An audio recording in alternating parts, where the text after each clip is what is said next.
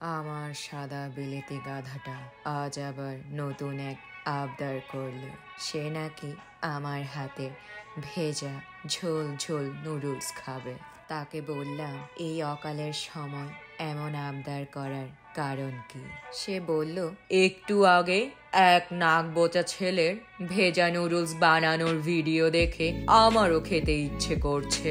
মেজাজ খারাপ করে বললাম, রাত বাজে 2টো, তুমি কি মামার বাড়ির আবদার পেয়েছ যে দিন নেই রাত নেই, যা ইচ্ছে তাই বায়না করে বসবে? সে মন খারাপ করে বলল, একটু নুডলসই তো খেতে চেয়েছি, এতে এত রাগ করার কি আছে?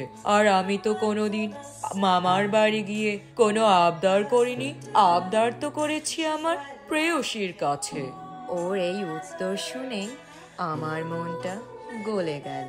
আর আপনারা তো জানেনই আমি আমার গর্ধবটার কোনো আবদারই ফেলতে পারি না। কি আর করার, ঘুম ঘুম চোখে টলতে টলতে সোজা চলে গেলাম রান্নাঘরে। তার উপর মাসের শেষ, বাসায় তেমন কোনো বাজারও নেই। আর এসব ভেজা নুডলস রান্না করতে তো 1000 রকম জোগাড় যন্ত্র করা লাগে। আমার এই গাধাটা শুধু আবদার করতে জানে আর রাক্ষসের মতো খেতে পারে। দিন দুনিয়ার কোনো হিসেবই থাকে না তার।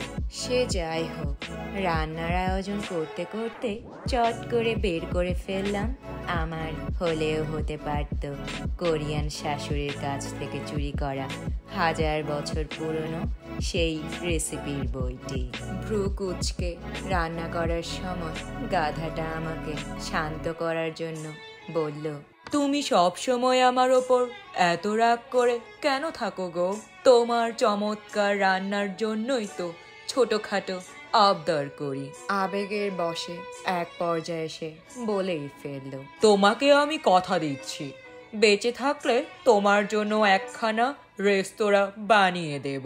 দেখবে দেশ বিদেশ থেকে মানুষ ছুটে আসছে তোমার হাতের রান্নার স্বাদ পাওয়ার জন্য। ওর আকাশ কুসুম কল্পনা শুনে মেজাজ আরো বিগড়ে গেল। মনে মনে ভাবলাম, এই টাকা কি ওর বাপ দিবে?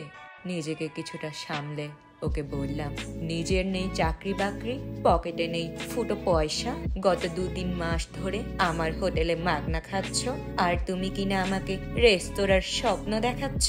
একটা রেস্টুরেন্ট বানাতে কত টাকা দরকার তা সম্পর্কে তোমার বিন্দু মাত্র ধারণা আছে? দিব্যি তো দাঁতে বাতাস লাগিয়ে ঘুরে বেড়াচ্ছ। গাধাটা খানিকটা ভ্যাবাচাকা খেয়ে উত্তর দিল, না না, আমি তো তোমাকে ঢাকায় একটা রেস্তোরাঁ বানিয়ে দেওয়ার কথা ভাবছিলাম।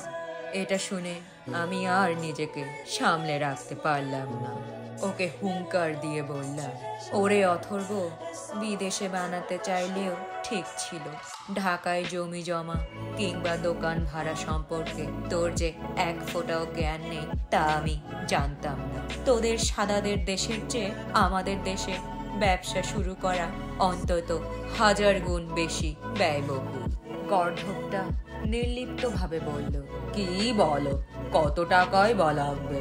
আমি জবাবে বললাম, ঢাকায় মোটামুটি একটা অভিজাত এলাকায় ছোটখাটো একটা মুদি দোকান দিতেই লাগে কোটি টাকা। আর তুমি কিনা আমাকে রেস্তোরাঁ বানিয়ে দেওয়ার দিবা স্বপ্ন দেখাচ্ছ। মন খারাপ করে সে মিনমিন করে বলল, স্বপ্ন দেখতে তো আর পয়সা লাগে না। এ কথা বলেই গাধাটা চোখ ছল ছল করে রান্নাঘর থেকে বের হয়ে গেল। ওর এভাবে মন খারাপ করে চলে যাওয়া দেখে আমার বুকের ভেতরটা হু হু করে কেঁদে উঠল। রাগের মাথায় ওকে এত কিছু যে কেন বলে ফেলি। শত হলেও গাধাটা তো আমাকে ভীষণ ভালোবাসে, সারাটা দিন পিছে পিছে ঘুরতে থাকে। আর আমিও তো ওকে ছাড়া কোনো কিছুই বুঝি না। প্রায় মনে হয় পুরো দুনিয়াটা একদিকে আর আমরা আরেক দিকে। রান্নাটা শেষ পর্যায়ে পিছনে ফিরে গাধাটাকে ডাক দিতে গিয়ে দেখি সে নিজেই বড় একখানা বাটি আর চামচ নিয়ে আমার পেছনে দাঁড়িয়ে আছে। যত যাই হোক, শেষমেশ আমারই তো গাধা।